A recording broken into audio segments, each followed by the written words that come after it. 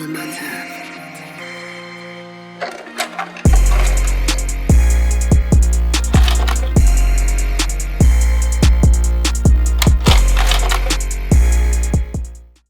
and welcome to the podcast by Cruel Commons, where we discuss art, advertising, and culture. We are, as always, in our lovely home at 87 Wade, and I have my co-host beside me, Dom, as always. You didn't call me lovely this time or anything. Every episode. I had no descriptor. My lovely co-host. I'm just Dom today. Just Dom. I see. It's the morning. It's been a long week. We don't get any descriptor for me. Give me one. Give me my mediocre co-host, Dom. My overly sarcastic co-host, Dom. Just kidding. My favorite co-host, Yeah, Dom. but for anyone watching, we do have some new developments here at 87 Wade. We've got the wall, courtesy of the construction going on beside our office, which we love. If you hear it, that's what's going on. Yeah, if you hear any noise or if suddenly everything starts vibrating, yeah, it's construction and not anything else other than that. We also have some new plants. So every episode, new plant. Every episode we're adding a new plant. And yeah, Mac, make sure to track that and we get new plants in here. Yes, sir. Yes. Art direction, Yara, get the plants. Let's go. But yeah, how are things on this Friday morning, Jules? Great. It's beautiful outside. It's starting to get, it's cold now. Yeah. Summer's over, but yeah, summer's done. We're out of the summer. It's too bad. Carl keeps calling it Thaughtum. So it's no longer a hot girl summer. It's kind of Thaughtum. I put on a very summer outfit today because I'm just trying to harness the rest of I have summer. My October, November You're pants looking on October. For sure. We didn't really coordinate today, but it's okay. It's fine. Whatever. Well, why don't we get into it? Because we've talked too much already. I know we have talked too much already. We've got a guest that's a lot more interesting than we are here today. Way more interesting. Than us. Way more interesting. That's why we're trying to get as much camera time as possible. It's gonna be a miracle if I get through the intro because this is such an amazing intro with so many accolades on here. But yeah, today's guest is a beauty and celebrity focused makeup artist, specializing in brand ambassadorship, campaign and celebrity work. She's been published in British Vogue, Teen Vogue, Fashion Canada, many Vogues, has worked with brands such as Zara, Essence, has also been cast as a model in campaigns by Sephora, Nike, by Roots, Shoppers Drug Mart Beauty, Nude Sticks. Just keeps going. It goes on and on. And if that's not enough, she's also a, pretty well accomplished celebrity makeup artist, doing makeup for the likes of Jessie Reyes, Loud Luxury, Rupi Kaur. So yeah, without further ado, welcome to the podcast, Nate Matthew, aka Beauty by Nate. Welcome to the couch. Welcome Nate. How are things? How's the Friday going? Hopefully a bit more interesting than our Friday so far. Is it Friday? It is Friday. No, it's not. Yes, it is. Okay, wait. Okay. It is Friday. It's Friday. It's Friday. It's a long weekend. I fucked it again on that.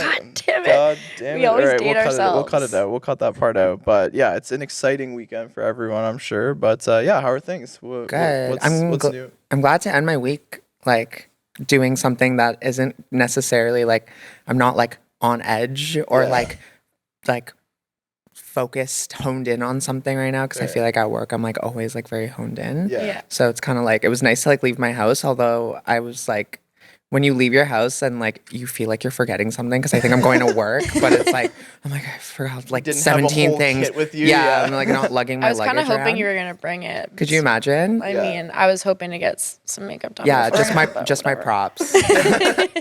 Yeah, no, I'm it's nice to be able to sit down and relax a little bit. These podcasts are always fun and a bit of a break from the average work day. But yeah, we're excited to chat a bit about some of the work you've done. Obviously, you're a really well-known name in the fashion world in Canada.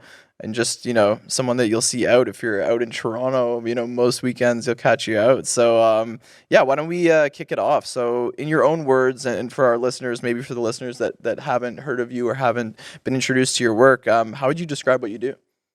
You pretty much said it. I would say pretty much, I think when I tell people that I do makeup, it depends on what their perspective is on where they think makeup artists work. Yeah. So there's obviously so many different types and so many different streams. I think the first is that people immediately assume that I'm in film and TV, but I'm not. So whenever I like tell people what I do, it's like the first thing I feel like I say is that I'm like print advertising and like the word like celebrity focus is such an odd, it's such a weird way to describe what you do, but it's almost like, how else would I say It's an that? easy way to describe it for sure. Yeah. Like, so I guess press and stuff, like I just always feel like I haven't found a short way to say what I do yet. That's fair. We love the long-winded explanations, honestly. Yeah. I love to take up everyone's week telling them exactly what I do. Well, the more niche the focus gets, the harder it is to kind of describe I at think times. so. Right? Yeah. I think especially if you end up becoming like a multi-hyphenate in a way. Yeah. But yeah, I think I essentially just tell people that I'm beauty focused. Yeah.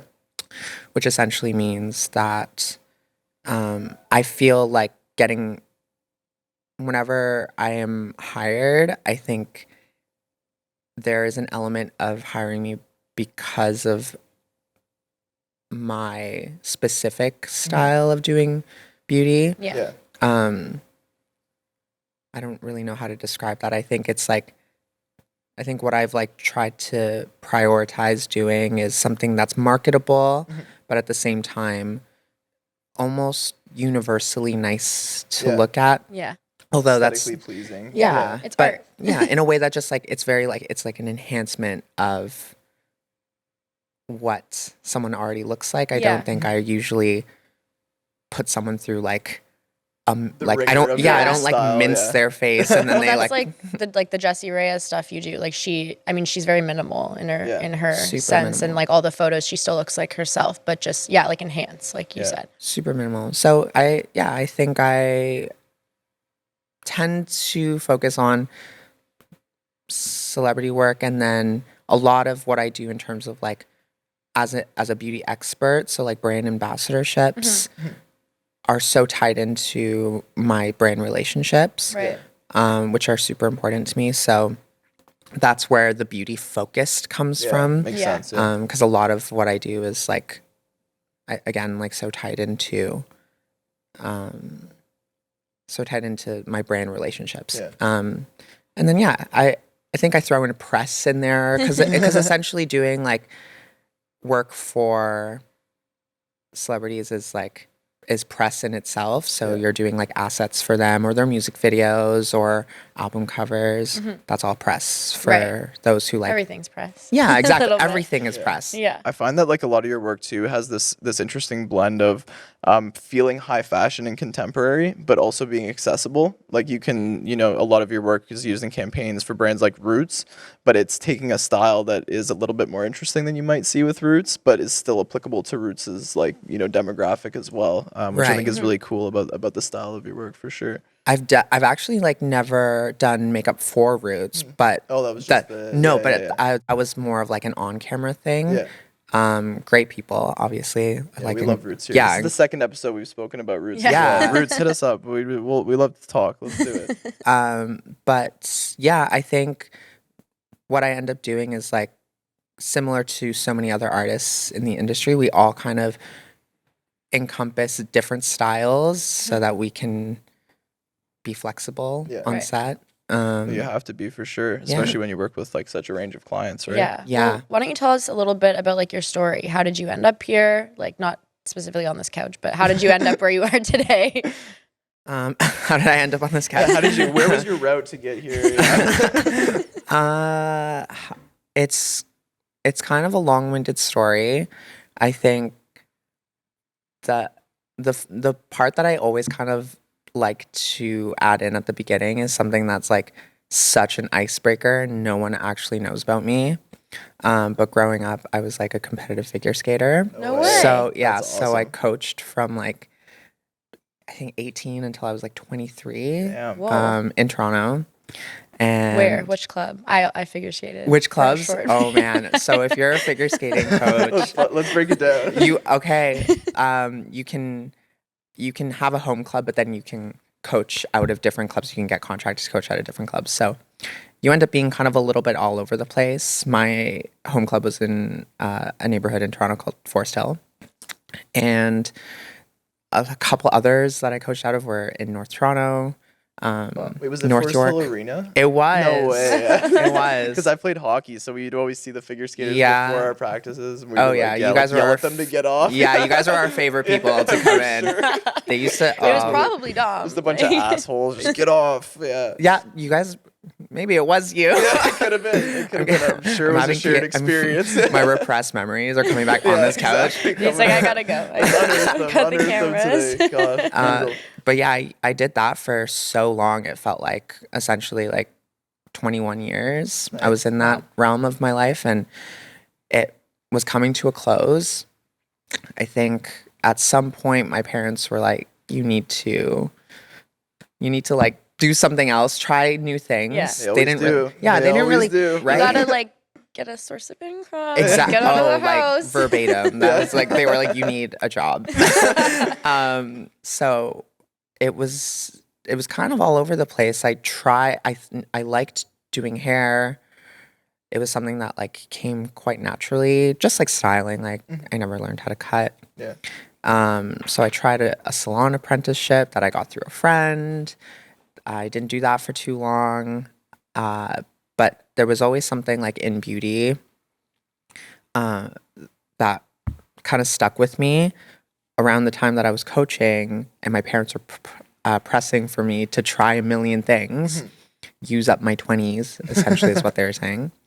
I had a DSLR that I got in high school, and I also liked portraits. So I cold emailed a lot of modeling agencies when I was 18, around the time that I was coaching and I was in university.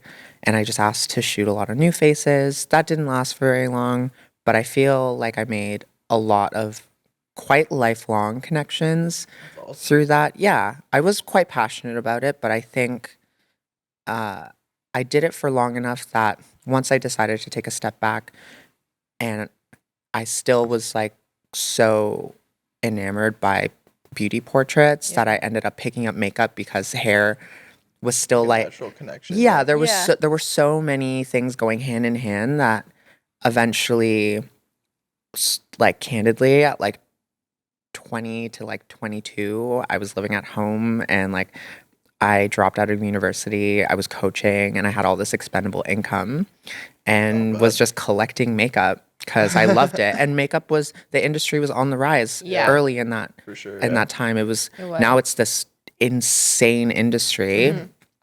It's like one of the most expensive industries in the world. So around the time that it was rising, I think I just like I joined the current, and I loved YouTube. I loved watching. Time when YouTube like makeup tutorials started coming up, like getting ready to go out, we'd like watch a makeup tutorial and like try and do it basically, and you'd purchase the things like from that tutorial to do, like it was huge. That was around that time. So I just had all this makeup, and I was just, the resources were so available, which was really nice and accessible. Not that I had anything against going to makeup school, because so many people that I work with and respect and who are so successful have gone to makeup school. But I'm self-taught, so that's awesome. Love that. Thanks. So I ended up, I guess, just like reaching back out to people that I knew from when I was like 18, shooting portraits, like the model scouts and some of the photographers who were super, super junior student photographers when we were 18, and then I was 23, I think, when I started reaching out to people. It's kind of like a theme we've talked about a few times on the podcast, like never burn bridges. Like you can see those people again like multiple times, or need help from them, or need assistance from them. I feel like that's a big thing that everyone on the couch has kind of talked about. I love like the self-taught story too, because that's, I mean, I'm a self-taught Most of us designer. here at Most of the people here at Cruel taught themselves what we do now just by figuring it out literally on YouTube. Like that's how myself, James, our principal designer as well, like just kind of figured it out. And I think that the combination of like being willing and able to like cold call people and just put yourself out there, and then also just grind it on like tutorials, like legit just on the internet in your free time, is like, I think that's what a lot of like our generation of like millennials, and then even more so for like Gen Z, there's so much of that. And I just love seeing other stories that like people have kind of grinded it out and found some success doing that type of thing. Cause it's crazy too. I think all of us started our careers in this weird digital age Yeah. where exactly, resources were so accessible, and it's great because these skills should learning these skills should be accessible to everyone. But that was essentially how I got started. That's and awesome. I just reached out to people, and I don't even think I was very well versed in everything. I think the first things that I really wanted to make sure I could do comfortably were, I think it was skin tones, and that's stuff that was available to learn online, and that's a trial and error thing. I don't struggle necessarily, back then I didn't struggle necessarily always finding my skin tone, but I knew that it wasn't. I think the nuance of not having skin tones available to you ends up that's a priority for you to learn as a makeup artist. So I reached out to a bunch of people and I just called in favors, and I was like, would you give me a chance? And the first question was always like, can you do different skin tones? And I was like, yep. And then I had some friends give me a chance, and I rebranded my Instagram. I stopped posting food. I stopped posting myself. Nice. Just completely Just only focused in, only posted faces for a good long time before I started comfortably posting myself again. And I think Cool.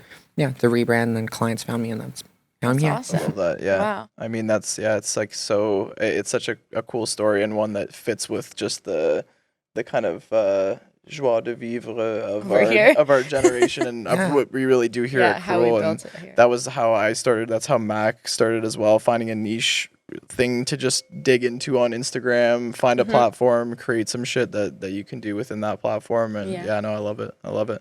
I feel like we've kind of worked together. Well, we've worked on the same projects. We might not have been in the same room, but a lot of the Mr. Saturday stuff. I know you were involved in a few of those sort of video shoots. Also the runway shows, I believe. Yeah. But what was sort of your first introduction to us or to Cruel? Because I've never really heard the story of how you're connected to Skylar and all that. So I think growing up in Toronto, everyone ends up knowing each other for ever. Yeah, that's true. So I think I'm sure there's a few people that I recognize from when I was in high school and I was just a small child. But now I think going into my 20s, not to sound too corny or obsessed with going, but you do meet people going out. Yeah, 100%. It's not something I would suggest to everyone. You need to party and overwork yourself and but I think I was a little bit I was a 21-year-old and I was unhinged and going out a lot, but there were a lot of people that I ended up meeting, and because a lot of them were familiar faces from growing up, so many of them were connected to different ventures in Toronto. Right. A lot of them stayed and started businesses. One of them ended up being Cruel. So I remember Skylar from when I was I guess in my early 20s. Yeah. The club promoting That's days. how Cruel met a lot of people. How I met Cruel. That's how I met Cruel. That's how I met Cruel. That's how Mac met. I'm That's pretty how I sure met everyone Mac. in this room maybe. That's how I met all of you. The club photography with the Cruel on the bottom. Yes. Logo, Never forget. All those Never buried forget. photos, I have them somewhere on a hard We should drive. pull them up. It's pretty Do like a- comical how our lives revolve around this one thing. Yeah, it's It very is. strange. It's our villain origin Mac story. told me he has. It's a good villain origin Apparently, story. Mac has just a blackmail situation because he was the club photographer when I was in first year. Oh God. Bring him up. Put him on screen. The, Have you ever gremlin wondered what photos happens of to all me in those club photos? Prohibition in They London, sit on my hard Ontario. Mac still has them. Bring out the hard drive, Mac. The chokers and the. The 2016 chokers. black Never chokers. forget. I don't want to talk about my Queen's University Cruel photos, but I was no. taking some of them, so hopefully I'm not in I too know. many I've of never them. seen them, and I don't want to see them. Yeah, I mean, Toronto's such a tight knit community, and I think that it's something as you grow up, you start to realize how, even though we are such a large city, and by Canadian standards, it's still It's such small. it's really a tight community of people who all know each other. And I find it gets even tighter when you get into the creative field, right? Yeah. So what's that been like for you, kind of getting into the creative industry in Toronto, especially as someone who's self-taught and someone who didn't enter through, working at an agency or going to design school or beauty school or anything like that? Yeah. How's that experience been so far? honestly pretty. It's been shockingly rapid. I think at the rate that at which you meet people is so fast as long as you are open to it. I think that's the first word I think of is like, wow, it was so fast. Like everything happened so quickly, which is not necessarily a good thing, but not necessarily a bad thing. I think getting into the industry like that I'm in, which is tied into so many other like advertising and design, like we all cross paths, which is connected, surprising. I think makeup artists, like people think makeup artists don't cross paths with you guys, but we're around in the shadows. You're important. Yeah, very important. It's been a good experience.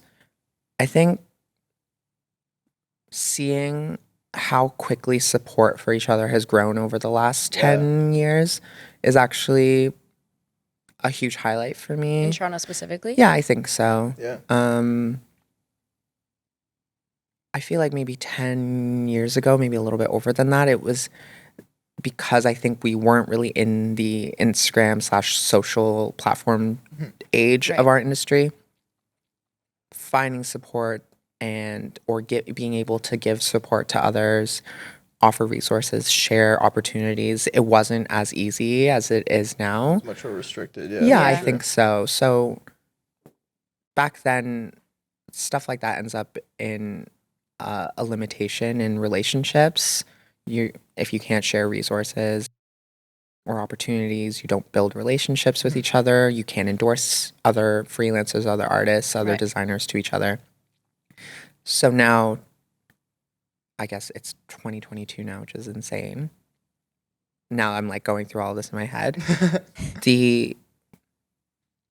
My experience in getting into the industry is now, I'm like losing my train of thought, but it's so much more collaborative now. Like I feel like when even when I think back to when I first started to enter the kind of scene in Toronto, when I came back from Queens at university, there was this still, like, people would call Toronto like the screwface capital. It was like no one wanted anyone else to succeed. It was this very like, oh, you're doing that, well, I'm going to try to do this kind of thing. And I'd say even in like the past 5 years, I've seen this big shift in collaboration and people wanting to see, you know, each other succeed, and groups that wouldn't typically do stuff like events together or do creative projects together. It's now this big, you know, like smorgasbord of people who are all collaborating to create cool things together, where I felt like, you know, even a couple years ago, it felt much more separated. I know Toronto is still very cliquey and is still very, you know, cut off for many people, but I've found that it has been a lot better. And even just the attitude, meeting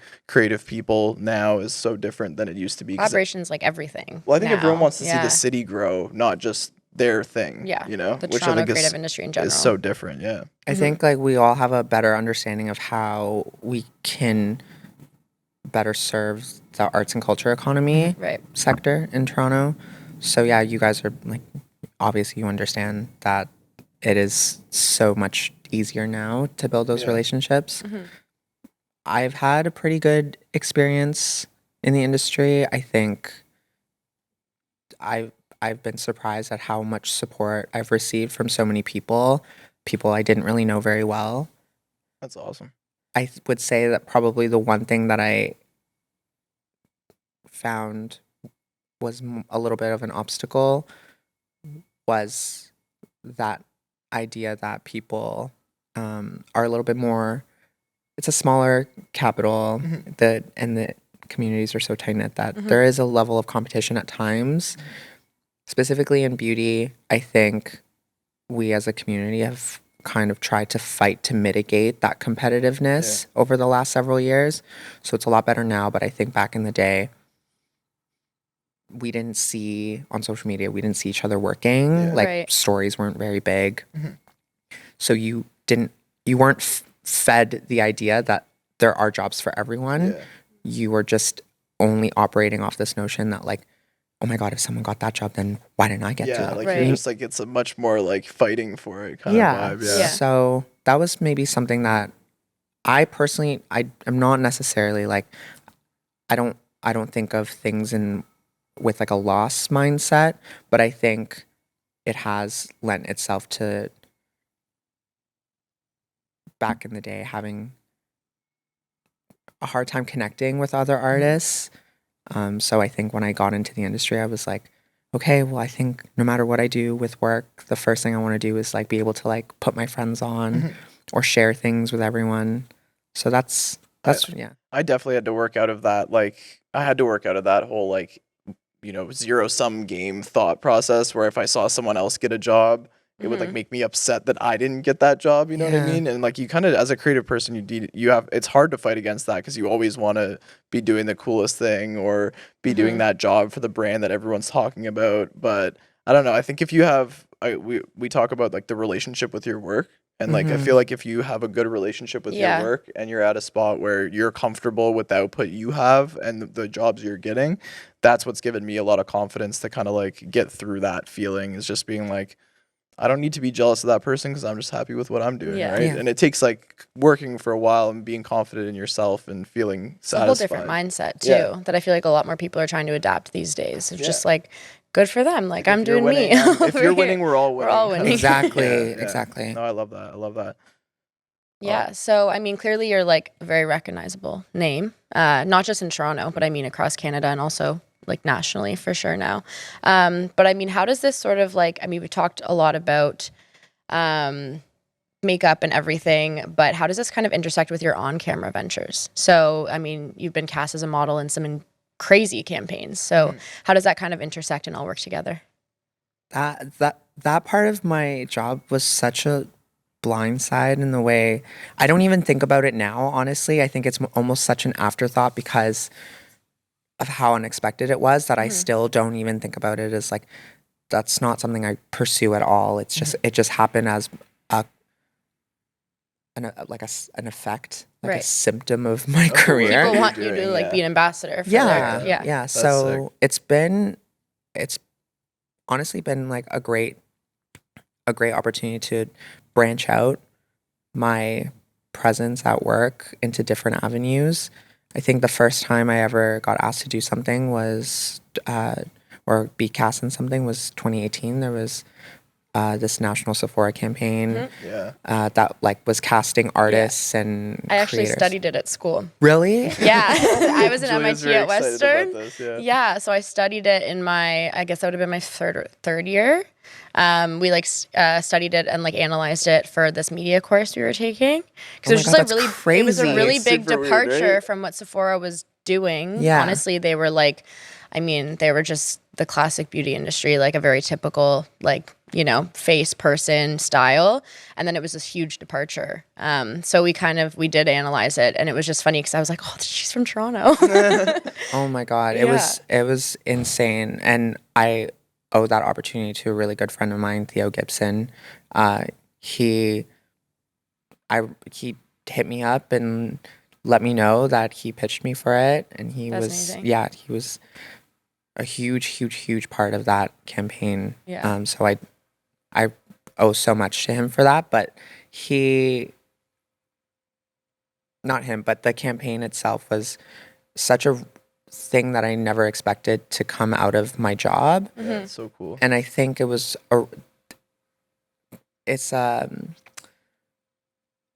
this part of my job is what's the word I'm looking for?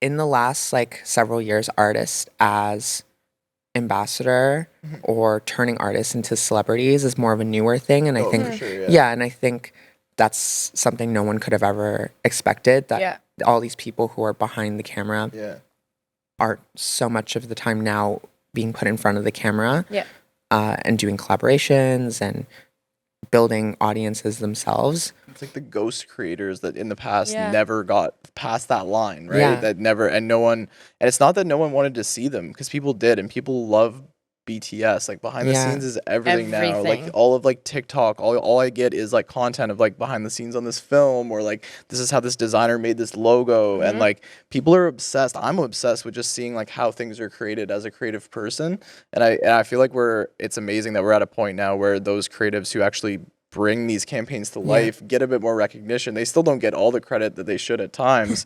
I'm saying that selfishly. You know who you are. You know, But, I know what you're talking about. but yeah, it's like, you know, being able to say that like this person was part of this bigger project and now they're becoming, you know, noticed in their own way. An entire campaign just around selecting creators that you normally would see it in just credits is like such a cool thing for our industry and an amazing development for sure. For everyone at home who hasn't seen the Sephora campaign, Yeah, you like should please check go it out. watch Yeah, it. you should check it out. It was We'll it was a link good it. one. We'll link it. You can link And it through. was so long ago too. That was 5 years ago, and I think after that, then the ball started rolling with more getting cast and on camera stuff. The intersect into what I do now as a makeup artist, it's obviously an honor that people want me to represent something must feel- for Yeah. them. Give you some gas, you know, some air in those tires. Like Honestly, you would think so, but not even really, because I don't even like tell people about it. I just kind of like they'll figure it out when if they scroll deep enough Yeah. on my. That's a humble way to approach it. I feel like if it was me, I'd be like, look at me in this thing. Oh you're man, very I don't humble. know. I don't know if I feel like I don't show people. They usually. I mean, it's in plain sight anyways on I was gonna say Instagram. you'll just That's see true. it sometimes in public too, like on Yeah. like I'll see you in like in ads and stuff like that and print stuff. Yeah. But the intersect into makeup has been nice because all the teams that work on it are people that I work with so closely. Yeah, it makes it Some more are with comfortable. my agency, Page One, in Toronto. So many of the artists that are also rep by them will work on some of these campaigns, or some of the people who are producing the campaigns or doing casting for it are people that I work with so closely as a makeup artist Right. that you would think that these on-camera situations are really nerve-wracking. I feel like they are. I know Still. they are. 'Cause we're I'm all on anxious the- They right are, now. they are. I've been sweating this It whole never time. gets like normal, I guess, but it does ease things a lot because I work so closely with them. I've known them for Right. years. Some of them have known me since I was so young. So the intersect is nice to be able to have all these different hats on with people that I work with. And I feel like I'm naturally a people person. Yeah. I love people. So to be able to show different sides of my personality, like as an artist coming in and doing my job and people relying on me for my skill in that area, to coming in on set and being able to show people I can take the back seat and like this is not really about me today, so you guys do whatever you want and I'm here as a guest. You have those and two like sides, yeah. yeah, so it's been a really nice opportunity. I feel like it colors my experience in the industry a lot, and I like that. Yeah. And that's all I want. I want like a well-rounded work experience. I love Yeah. that. Yeah. That's what everyone wants. Yeah, just like diversity in what they do, and also just, you know, being able to at times reach a little bit out of what you do every day and do something that's like a little bit different. I feel like you guys too, like starting like Cruel and working at Cruel, and then being able to have all these other content ideas and it colors your day in a way and diversifies the It work gives us experience. a good mix. We Yeah. don't just do client work here, right? Like we just finished doing that summer kind of like party series called So Clean. That was a Yeah. lot of fun to produce, and watching that grow over the course of the summer and get different groups of people in here, different collaborators. It just adds a nice mix, and that's why I love my job, is that at times we get to sit at the desk for a day and just work on some Yeah. design stuff, but then we might be on Gives us set. a break. Right, Yeah. we might be like doing a shoot, or like maybe at like some cannabis facility, like 2-3 hours from here. Like it creates this nice diversity of just like stuff to do each day, which I think is really important. I But feel like when we like sitting and having conversations like this is really nice, because it's always good to like take a moment and like realize how lucky we are yeah, for sure. to have the 100%. careers that we do. So It's blessed. yeah. Yeah. I feel like we'd be remiss to, not talk about the elephant in the room. That is, some issues in the beauty industry. I mean, it's traditionally like in general, in the past, it's way better now, but been pushed to a certain body type, like a certain face, a certain style, a certain person. And I feel like, how did this really affect your career as you started off? And do you still have to navigate this? Have you found that it's gotten better in the past few years, or? I think the discourse around the issues in the industry, I don't know if you want to say it's gotten better, but people have gotten better about knowing what the issue is. Recognizing. So More of Yeah. it, yeah, so it's not necessarily a secret anymore. Calling it out. Yeah. Yeah. So I don't think I'm saying anything revolutionary right now, but yeah, the issues I think with representation in the media that we're consuming, like campaigns and stuff, or even product that's being manufactured, I think representation has always been a huge issue. I don't even think people need to be in the beauty industry to know that there's a disparity in like the skin tone representation Yeah. and body representation. So where do I don't Where have do I a begin? yeah, I mean, I don't have like an overnight fix for it, although I do think that there has been a push, especially because these conversations started, as far as I'm aware, around the time that people started sharing a lot on social media. So Right. maybe just a handful of years ago that this really became a priority for a lot of people. And I think a lot of larger governing bodies of people who are in positions of power understand that this is a situation. Yeah. Something they have to see. Yeah. Yeah, something well, that- also, yeah. our generation is slowly becoming those positions of power, and we're Exactly. hoping that the right Yes. people just end up in those Yeah. positions of power that want to make changes. That's exactly,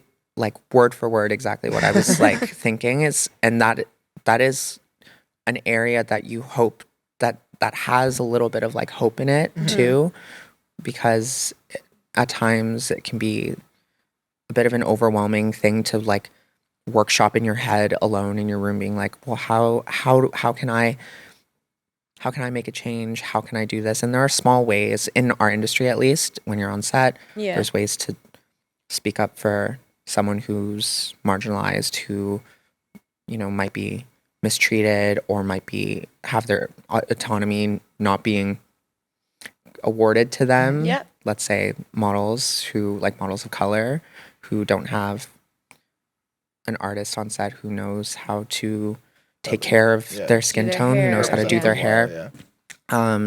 So, but there is a sliver of hope in relying on the current. So you rely on the natural progression of things in the way that, yeah, people who are of younger generations are going to end up in those positions of power, and they're going to end up positions of power. Maybe I don't like that phrase. Positions of influence. It's true. Yeah. Yes. Yeah. So younger people are going to end up in those positions, and they're going to have the wherewithal to understand how to grassroots these changes. Right. Maybe if people before them, their predecessors, maybe weren't. So I always think about that. I always hope that there will be a natural progression to change. Obviously, I don't think that takes the onus off of us to. Yeah. No. It's make a difference. the individual, but also the collective. It's Yeah. got to be like a team effort I for think like sure. having the conversation, like even talking about it now, will allow younger generations or just more people to be exposed to these types of conversations, and then I think that will just increase the authenticity, because I think a lot of the problem that people have now with representation is that it at times feels forced by an executive or by Yeah. we have to do this because otherwise it's going to affect our bottom line. Where years down the road, when people that are of our age are actually in those CEO positions, it'll be authentic because it's a conversation they've been having for years, for decades, and it won't be as much of this do I need to do this for this look. It's just going to be this is just the way things should be, good decision. right? Which I think is the way to go, and the conversations are the important part, right? Yeah, I think it's making positive moves right now. I think in terms of casting and hoping that people in positions of influence are not consumed by this idea of like this weirdly constructed idea of the bottom line. Yeah. That hopefully in these rooms that have castings, that there is a push for diversity, for different body types, for there's better gender representation or non-gender conforming representation, and for and better representation for, because culture plays such a huge role in beauty now, Yeah, for and so many collaborations are, someone is taking influence from their own culture and stuff. So there's so many positive opportunities for there to be proper, like, Black representation, Indigenous representation, and people of color basically all over the map to be part of these projects. yeah. Yeah. 100%. So it's getting there, I think. Yeah, we're moving in the right No direction. industry is perfect. Yeah. Um, No, certainly not the marketing industry No. either. We've talked about that a lot, but yeah, I mean, looking back, if there was one thing you could tell yourself from 5 years ago, or something that you would like, kind of, advice you would give yourself 5 years ago, what would that be? Looking at your career now. 5 years ago. Okay, so where was I 5 years ago? What year? What year was that? That It would was have been, oh God, don't make me do math live. 2017. 2017. Yeah, Quick math. Okay, was I? So, okay, there is actually one part of like my career history that I just left out because it's.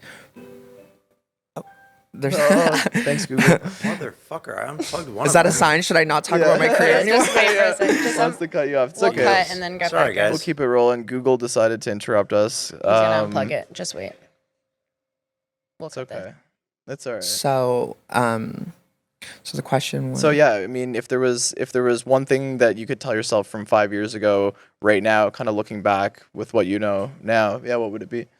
Okay, so yes, so 2017 we 2017. established, we did the math.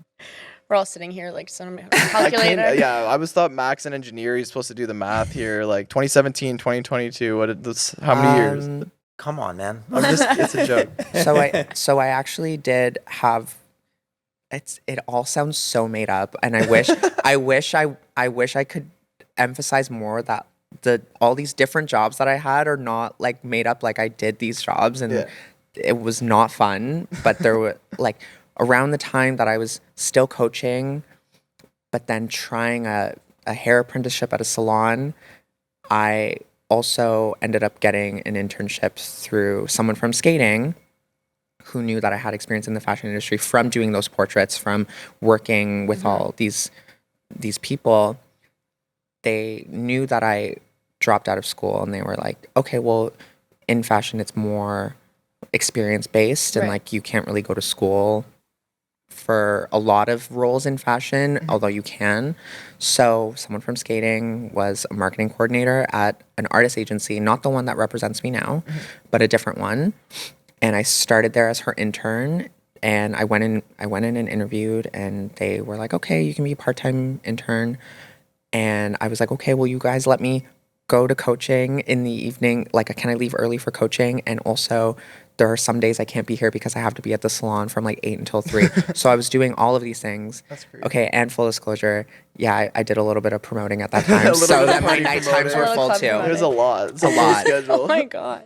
I overworked myself for sure at times. I got the flu so bad once. I got acute bronchitis from my God. over. It was Just like in an arena, Bad. then in a nightclub. Oh, then it was an just arena. like it It's was. not My a doctor good was like, combo. "Can you give me a rundown of your schedule?" And then he was like, "Oh, this is why you're so sick." It was actually really bad. So maybe this is more of like a cautionary tale as to like like that. not overworking yourself. Like, Yeah. Yeah. I was 22 and I got acute bronchitis, and he said that if I had left it alone for too long, I would have gotten walking pneumonia. Oh my God. So he was like, Talk about burnout. Yeah. Oh my That's a gosh, real that's one. literal physical burnout. Yeah. Like, So that's your body telling it you is. you Oh, need yeah, to yeah. relax I'm- a little bit. So I think back I got that job at that agency, and they trained me to move into a full-time role, but they thought that I would be better suited as a booker. So that's how I learned how to, after when I went freelance for myself, when I decided to do makeup, I used that experience to know how to manage my own career, like navigate contracts and have client conversations that I wasn't scared of. But if looking back 5 years ago, that is exactly what I would have liked to have told myself, is to like have taken care of myself, listen to my body more. Yeah. This job for so many freelancers is so labor intensive and it's so taxing, and I think we do a really incredible job at making it look so fun on social media, but it's actually so draining. Takes a lot Yeah. out of you, It yeah. is psychologically, and like, because you whenever you have staff meetings, it's just like the Inside Out cast in your head. It's just like all the little creatures like deciding like here's how we make sure you don't like go off the edge today because you're managing Feel everything that. by yourself. Feel that, yeah. Oh my gosh. So I think advice for young me is like I wish at times I took it slow a little bit. Although I mean now I know, right? Yeah. So it's like It's about balance, right? it You is. gotta- I You wasn't have very to balance a little bit. For yeah, sure. I wasn't very good at that back in the day, if I'm being honest. And I actually still struggle with it now. I don't know. I don't think this is a great part of my personality, but I have issues feeling not productive if I'm not doing I anything. feel that, yeah. So It's like I would rather be really busy than not busy at all because I know Yeah. how anxious I would be if I If I'm wasn't just busy. sitting there. Yeah, it's the Yeah. worst feeling. I also like kind of related but unrelated, but whenever I have conversations like this with in my experience, I feel like this is where it comes from. Like if you're a child of an immigrant, I think or if you know any Immigrant work ethic. Yeah. We talked about that before. the first one, yeah. It is, yeah. And even still, my parents are more like one is first gen and one is second gen, but they also harbor those values of Yeah. like, you know, they obviously early 20s, They saw it. they're very yeah. supportive, but they pushed for me to make good use of my time and I appreciate it, but at times I think maybe I took it too literally. Right. And I was like, okay, well, and I'm also the oldest of three. I don't know if that really makes a God. I'm difference. the same, Yeah. yeah. So, yeah. You want to make them proud and you want to be able to show that like you're not going to be that generation that kind of like drops off and like is the one that Yeah. wastes it, right? And if Yeah. you're I've talked about this a lot with like people here and it's like if you feel like someone in your past, like my grandparents sacrificed so much, like they're basically their whole life just to come across, you know, to Canada. And then I'm going to be like, you know what? I would rather just like, you know, do nothing or just chill and like not try to make something of what I'm doing and not use my time wisely. It's like they would be so deeply upset because they're like, my entire Disappointed. life changed so you could do this and now Yeah. you're not going to do it. Like, what the hell? Like, Oh, yeah. it's stressful, but you got to kind of always balance out that feeling with just being healthy too, because Yeah. that work ethic isn't necessarily what we need to do to survive these days Yeah, too. there has right? to be a So- balance for sure. For Yeah. sure. Is there anything that you're going to be working on in 2023 that you can tell us Anything about? Any exciting? secret You plans? Give us some leaks or- here or what? I wish I could tell you guys, but I don't even know what I'm doing next week. Like, Fair.